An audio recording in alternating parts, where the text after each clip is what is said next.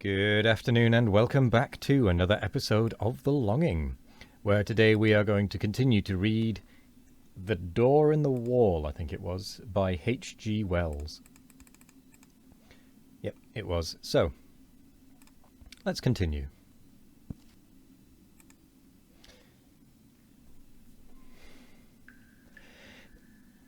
In the instant of coming into it, one was exquisitely glad, as only in rare moments and when one is young and joyful, one can be glad in this world. And everything was beautiful there, Wallace mused before he went on telling me. You see, he said, with the doubtful inflection of a man who pauses at incredible things, there were 2 great panthers there. Yes, spotted panthers, and I was not afraid. There was a long wide path, with marble-edged flower borders on either side, and these 2 huge velvety beasts were playing there with a ball. One looked up and came towards me, a little curious as it seemed. It came right up to me, rubbed its soft round ear very gently against the small hand I held out, and purred. It was, I tell you, an enchanted garden. I know. And the size? Oh, it stretched far and wide, this way and that. I believe there were hills far away. Heaven knows where West Kensington had suddenly got to. And somehow it was just like coming home. You know, in the very moment the door swung to behind me, I forgot the road with its fallen chestnut leaves, its cabs and tradesmen's carts. I forgot the sort of gravitational pull back to the discipline and obedience of home.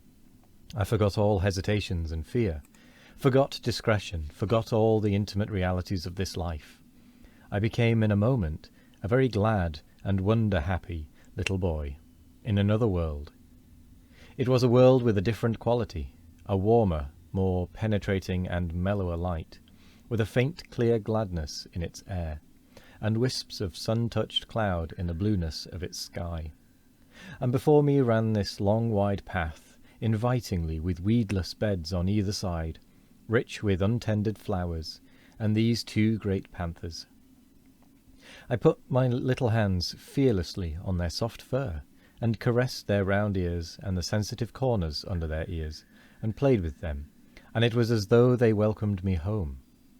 There was a keen sense of homecoming in my mind, and when presently a tall, fair girl appeared in the pathway, and came to meet me, smiling, and said, "Well?" to me, and lifted me and kissed me and put me down and led me by the hand. There was no amazement, but only an impression of delightful rightness, of being reminded of happy things that had in some strange way been overlooked. There were broad red steps, I remember, that came into view between spikes of delphinium, and up these we went to a great avenue between very old and shady dark trees. All down this avenue, you know, between the red chapped stems, were marble seats of honour and statuary, and very tame and friendly white doves. Along this cool avenue my girl friend led me, looking down. I recall the pleasant lines, the finely modelled chin of her sweet kind face, asking me questions in a soft agreeable voice, and telling me things, pleasant things, I know, though what they were I was never able to recall. Presently a capuchin monkey, very clean, with a fur of reddy brown and kindly hazel eyes, came down a tree to us and ran beside me, looking up at me and grinning, and presently leaped to my shoulder. So we 2 went on our way in great happiness. He paused. "Go on," I said. "I remember little things. We passed an old man musing among laurels, I remember, and a place gay with parakeets, and came through a broad shaded colonnade to a spacious cool palace, full of pleasant fountains, full of beautiful things, full of the quality and promise of heart's desire. And there were many things and many people, some that still seem to stand out clearly, and some that are vaguer. But all these people were beautiful and kind. In some way, I don't know how, it was conveyed to me that they all were kind to me, glad to have me there, and filling me with gladness by their gestures, by the touch of their hands, by the welcome and love in their eyes. Yes. He mused for a while. Playmates, I found there. That was much to me, because I was a lonely little boy. They played delightful games in a grass-covered court, where there was a sundial set about with flowers, and as one played one loved. But it's odd, there's a gap in my memory. I don't remember the games we played. I never remembered. Afterwards, as a child, I spent long hours trying, even with tears, to recall the form of that happiness. I wanted to play it all over again, in my nursery, by myself. No, all I remember is the happiness and 2 dear playfellows who were most with me. Then presently came a sombre woman, wearing a soft long robe of pale purple, who carried a book and beckoned and took me aside with her into a gallery above a hall. Though my playmates were loath to have me go, and ceased their game and stood watching as I was carried away. "Come back to us," they cried. "Come back to us soon." I looked up at her face, but she heeded them not at all. Her face was very gentle and grave. She took me to a seat in the gallery, and I stood beside her, ready to look at her book as she opened it upon her knee. The pages fell open.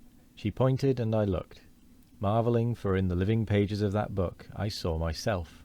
It was a story about myself, and in it were all the things that had happened to me since ever I was born. It was wonderful to me, because the pages of that book were not pictures, you understand, but realities. Wallace paused gravely, looked at me doubtfully. "Go on," I said. "I understand." They were realities, yes, they must have been. People moved and things came and went in them. My dear mother, whom I had near forgotten, then my father, stern and upright, the servants, the nursery, all the familiar things of home. Then the front door and the busy streets, with traffic to and fro. I looked and marvelled, and looked half doubtfully again into the woman's face, and turned the pages over, skipping this and that, to see more of this book, and more. And so at last I came to myself, hovering and hesitating, outside the green door, in the long white wall, and felt again the conflict and the fear. "And next?" I cried, and would have turned on, but the cool hand of the grave woman delayed me. "Next?" I insisted, and struggled gently with her hand, pulling up her fingers with all my childish strength, and as she yielded, and the page came over, she bent down upon me like a shadow, and kissed my brow. But the page did not show the enchanted garden, nor the panthers, nor the girl who had led me by the hand, nor the playfellows who had been so loath to let me go.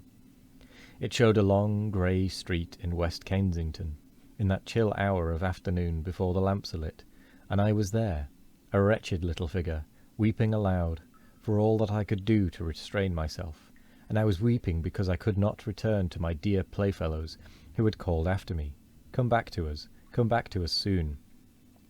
I was there. This was no page in a book, but harsh reality.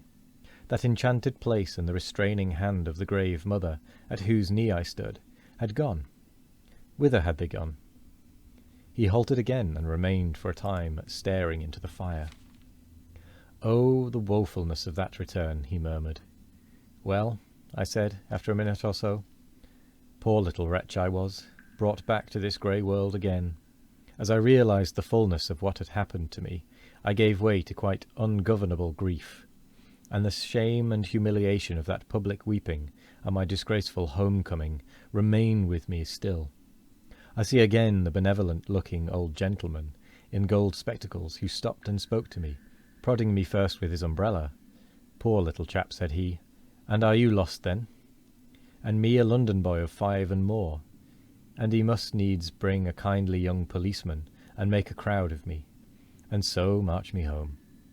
Sobbing, conspicuous, and frightened, I came back from the enchanted garden to the steps of my father's house. That is as well as I can remember my vision of that garden, the garden that haunts me still.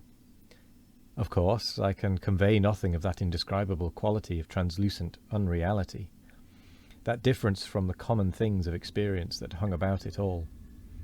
But that is what happened. And that actually brings us quite perfectly to the end of today's episode. Again, there are no paragraphs in this, so it's all just one stream of text. We're ending it on the final sentence. So yeah, thank you very much for joining me today. I hope you all have a wonderful morning, evening, afternoon, or night. No matter what time of day it is, I hope you all have a wonderful one of it. And as always, we will be back tomorrow for more of The Longing. Goodbye.